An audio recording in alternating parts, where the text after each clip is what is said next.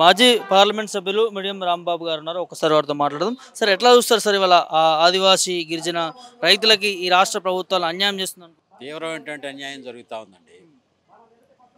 ఒకటి, వాళ్ళకి గతం నుంచి చాలా ఏళ్లుగా చేసుకుంటున్నటువంటి అటవీ భూములకి ప్రతి కుటుంబానికి 10 ఎకరాల వరకు పట్టాలు ఇవ్వాలనేటువంటి చట్టం 2006లో వచ్చింది.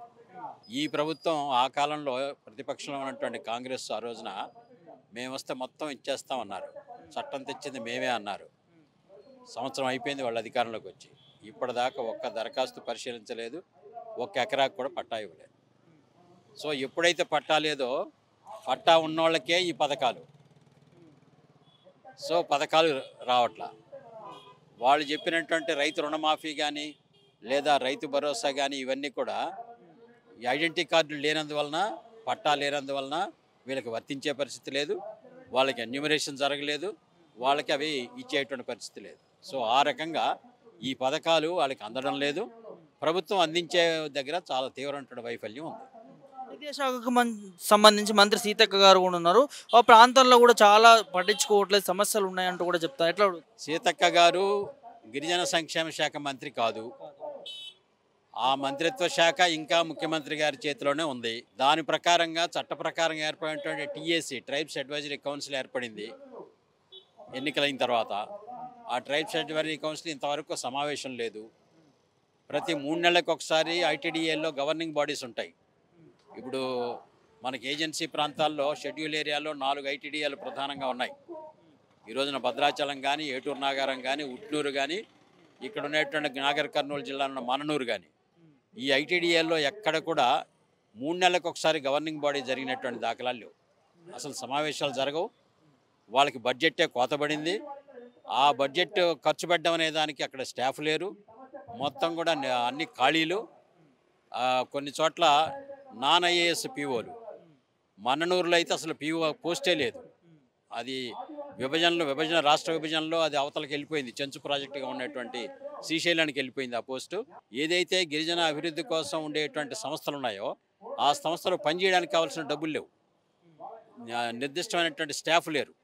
సో ఇట్లాంటి పరిస్థితుల్లో సీతక్క గారు చెప్పారు ఎన్నికల ముందు, మా ప్రభుత్వం వస్తే అది చేస్తాం ఇది చేస్తాం అన్నారు. కానీ ఏది కూడా చేసేటువంటి చొరవ ఆమె ప్రదర్శించట్లేదనేది మా అభిప్రాయం. ఓవరాల్గా ప్రభుత్వము మేనిఫెస్టో కూడా పెట్టింది సార్, గిరిజన రైతులకు కావచ్చు, అక్కడ ఉన్న ప్రాంతాల్లో కావచ్చు. సో అవన్నీ కూడా ఇంప్లిమెంట్ కావట్లేదని ఇక్కడ రైతులు చెప్తున్న పరిస్థితి. సో ఏం చెప్తారు సార్ ప్రభుత్వానికి? ఇప్పుడు ప్రభుత్వం దీని మీద దాని ప్రత్యేక యంత్రాంగం ఉంది. 5వ షెడ్యూల్కి గవర్నరు, కస్టోడియను, టీఏసీ ఉంది. ప్రభుత్వం ఒక ఎక్స్పర్ట్ కమిటీని ఏర్పాటు చేయొచ్చు. ఎక్స్పర్ట్ కమిటీని ఏర్పాటు చేసి ఎందుకని ఈ పథకాలు వెళ్ళడం లేదు కిందకి, ఏజెన్సీ ప్రాంతానికి ఎందుకు వెళ్ళట్లేదు అనేది, ఎందుకు వెళ్ళట్లేదు అనేటువంటిది పరిశీలిస్తే ప్రభుత్వం యొక్క నిర్లక్ష్యమే. అసలు వెళ్ళే ప్రయత్నమే ప్రభుత్వం చేయట్లేదు. ఎన్నికలప్పుడు చేయడం తప్ప మామూలప్పుడు వాళ్ళ సమస్యల గురించి పట్టింపే లేదు. సబ్ ప్లాన్ అని చెప్పేసి ఇప్పుడు ఉప ముఖ్యమంత్రి గారు పెద్దగా చెప్తా ఉన్నారు. నిధులు పెంచుతామంటున్నారు, మొత్తం పకడ్బందీగా అమలు చేస్తామంటున్నారు. గత ప్రభుత్వమే ఈ సబ్ ప్లాన్ చట్టాన్ని యాక్ట్ 18/2017 మార్చి 30వ తారీఖున శాసనసభలో చట్టం ద్వారా సబ్ ప్లాన్ చట్టాన్ని రద్దు చేసింది.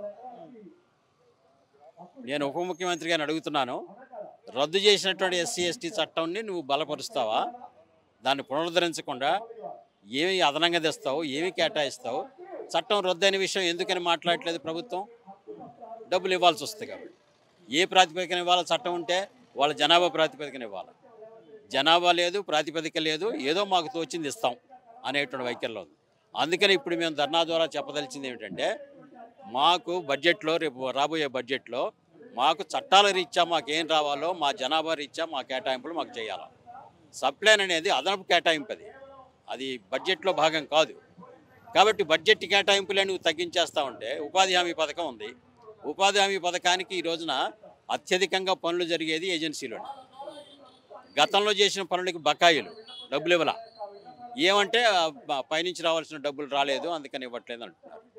మరి పనులు లేవంటే పనులు ఉన్నాయి, పనులు చేయట్లా, చేసిన పనికి డబ్బులు ఇవ్వట్లా.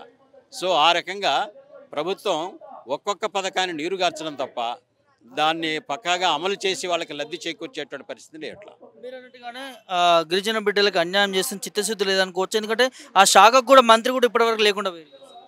చి- చిత్తశుద్ధి, కాంగ్రెస్ చిత్తశుద్ధి ఇప్పుడు కొత్తగా చేయాల్సిందేం లేదు. అది గిరిజన వ్యతిరేకి. ఎందుకంటే రాజ్యాంగంలో ఇచ్చినట్టు 5వ షెడ్యూల్ రూల్స్కి భిన్నంగా అది పరిపాలన చేస్తుంది. ఈ రోజున మొత్తం కార్పొరేట్ల పక్షం వహించి టూరిజం పేరుతోటి, మైనింగ్ పేరుతోటి, అభయారణ్యాల పేరుతోటి మొత్తం గిరిజన గ్రామాలన్నింటినీ బయటికి నెడుతున్నది ఎవరండి? మరి ప్రతిపక్షంలో ఉన్నప్పుడు మీరు ఇది కాదు, మంచిది కాదన్నారు కదా. మరి ఇప్పుడు మీరు వచ్చి ఇది చేయాలి కదా, చేయట్లా. అందుకని కేంద్రంలో ఉన్న ప్రభుత్వం సరే అది పూర్తిగా కార్పొరేట్ కంపెనీల యొక్క ప్రభుత్వం, అది ప్రజల ప్రభుత్వం కాదు, గిరిజన ప్రభుత్వం కాదు. అందుకనే మొత్తం వాళ్ళ చట్టాలను నీరుగారుస్తూ ఉంది. చట్టబద్ధంగా ఇవ్వాల్సినది ఇవ్వదు. మొత్తం వాళ్ళకి అన్యాయం చేయడం తప్ప వేరే మార్గం లేదు. సో ఈ రకంగా ఈ రోజున ఏజెన్సీ ప్రాంతాల్లో మొత్తం భూములన్నీ కూడా అన్యాక్రాంతం అయిపోయినాయి. మరి 170 చట్టం తెచ్చామని చెప్పుకున్నటువంటి కాంగ్రెస్ అన్యాక్రాంతమైనటువంటి భూములు తిరిగిస్తుందా?